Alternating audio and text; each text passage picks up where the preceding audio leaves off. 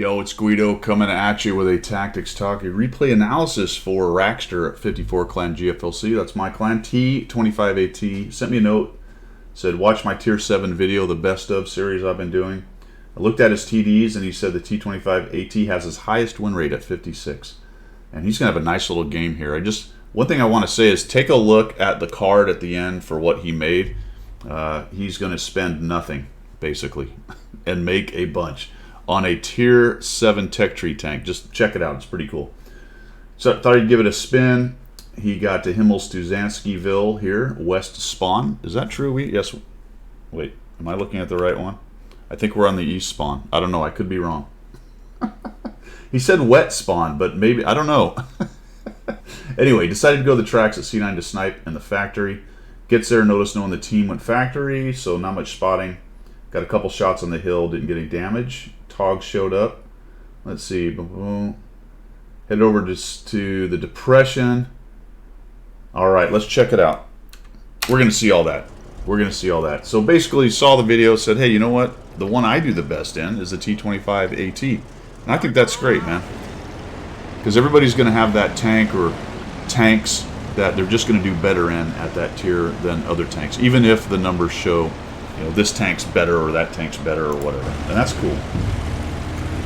Because I think that's really healthy for a game, that you can actually do well in lots of different classes that may not be considered the top of the class or the meta tank. I think in general you do better by playing the meta tanks over the long run, but depending on your play style and what you like to do, and sometimes that has to do with your own limitations and things like that, you can often, and maybe more than often, always maybe, in World of Tanks, find a tank that works for you. Now, I've always liked this tank quite a bit. It's been around for a long time, and I've liked it for a long time. Now, he has nobody in the factory. That's a little bit scary, being sitting right here. I mean, this is a pretty good spot for sniper shots, but also I think maybe if you could be a little further back. If you look at the line, if there's somebody with enough spotting, they're going to pop around that corner. I'm just kind of looking at the mini-map right there, and it looks like, I mean, they're right at the edge there, and especially if you fire. So say they come around, they can't see you while you're sitting there nice and still. If you fire, they may be able to see you. Get a Cavalier up on the hill. There you go. I was just about to say, maybe you just scooch back a little bit. You might have the depression you want. Oh, nice. He's tracked. Come on. This is where you're just like, reload. Yeah, I think I would have taken that shot. Nice. Now we've got somebody. Here's a Tog. He's just firing away. Thump him for 300. You got to like that. This tank does hit pretty hard. 320, which is not bad. And reloads pretty quickly for a TD. Takes another 275 low roll off of the Tog. Is the Tog going to get away? It's quite the long Tog. Oh, we hit. Looks like we hit the gun. Maybe aim for the back of the tank that was still clear of the terrain right there. Clear of the wall. Would have been a hard shot either way. But you know what? Maybe Raxter was aiming at the gun. In which case, fantastic shot on the gun, my friend. Well done. He was probably thinking, you know, the smartest tactical decision here is to take the guy's gun out so he doesn't shoot my friends.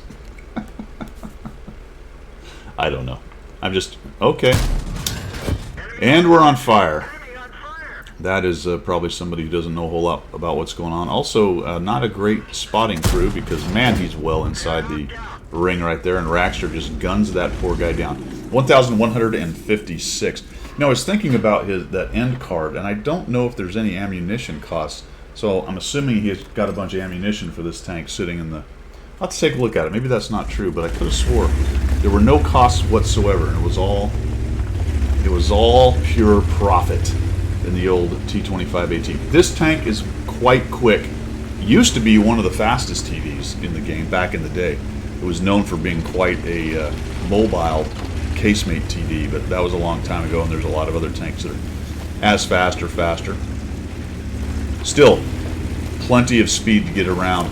Now, I didn't talk too much about the setup in this game, but if you look at it, the top tiers are a couple TVs. There's no really big, scary, heavy tanks. And there aren't even any scary medium tanks at tier 7. So really, he's the big dog. Definitely the big dog on this map. Man, I don't know about this. Now I'm a little scared for you. Your team is winning the North. Yep, okay, you got away with it. You got away with it. But if you look at it, if you count noses, right now there's the Scorpion and the Super Hellcat, neither of which is spotted yet, so only the Sherman 3 down below. There's a lot of TDs. I'm very surprised, to be honest, Raxter, there was nobody up on this sniper ridge that would have spotted you there, but there clearly wasn't. I don't know. Did you say you don't have Sixth Sense? Hold on a minute. No, I don't think so. Alright. So we're putting the squeeze on them. This is a situation for the purple team there that they're just in a really bad way. They have almost no map control. Once someone gets lit, they're just going to disappear off the map. The good news is it's not a bad place for sniping. And whoa. Okay, now we have a target. Just on cue, my friends. Just on cue. I told you it was once they started getting spotted. It's almost like I played this game a couple times. Wow. I'm surprised more of them didn't disintegrate. That was pretty good. That Skoda T25 is getting some delicious spotting and assist, man. Oh, too bad. It's too bad the Scorpion ran forward because he really was just loving life getting all that assist. Now we're just cranking out the shots. Very nice. 2,270. From a bigger picture standpoint, for those of you who are still learning the game or trying to get better at the game and all those kind of good things, this is a classic example and the exact reason why you don't sit back in corners or hide out in the back. You have to get forward and get your gun in the game. I'm not saying you have to be on the front line. You don't have to go take the ditch down there at J5 or 6. But sitting in that back row allowed Raxter's team to eat up your forward guys without much support from the TDs because they just weren't close enough. And then once your forward screen's gone and you're all hiding in bushes in the back, you get lit, it's over. It's almost like Wargaming kind of set the maps up like that, right?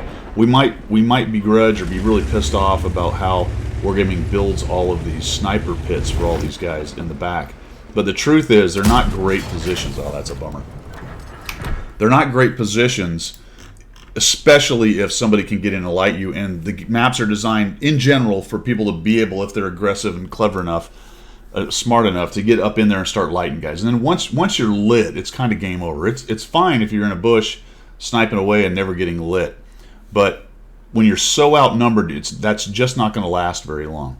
Now, sometimes you can fall back to those positions and whittle away the other team and eventually come up with a win, but that is a low percentage play in general in this game, and this is just a classic example of why you don't want to do that.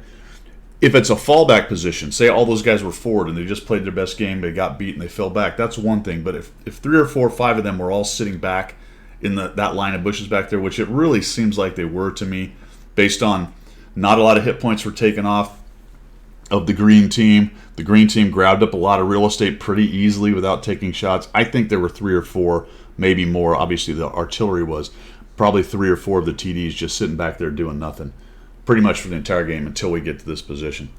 Now, if your frontline guys do really well and happen to beat the other team even while outnumbered, you can look like the hero by cleaning up near-deads pushing in, but that typically turns into a stalemate idea where all of the guys who are hanging out in the back are alive because the pushers died, and now you get this kind of funny dance of the sugar plum fairies while players who rarely get to the mid to late game and have an actual say on the win try to figure out how to win.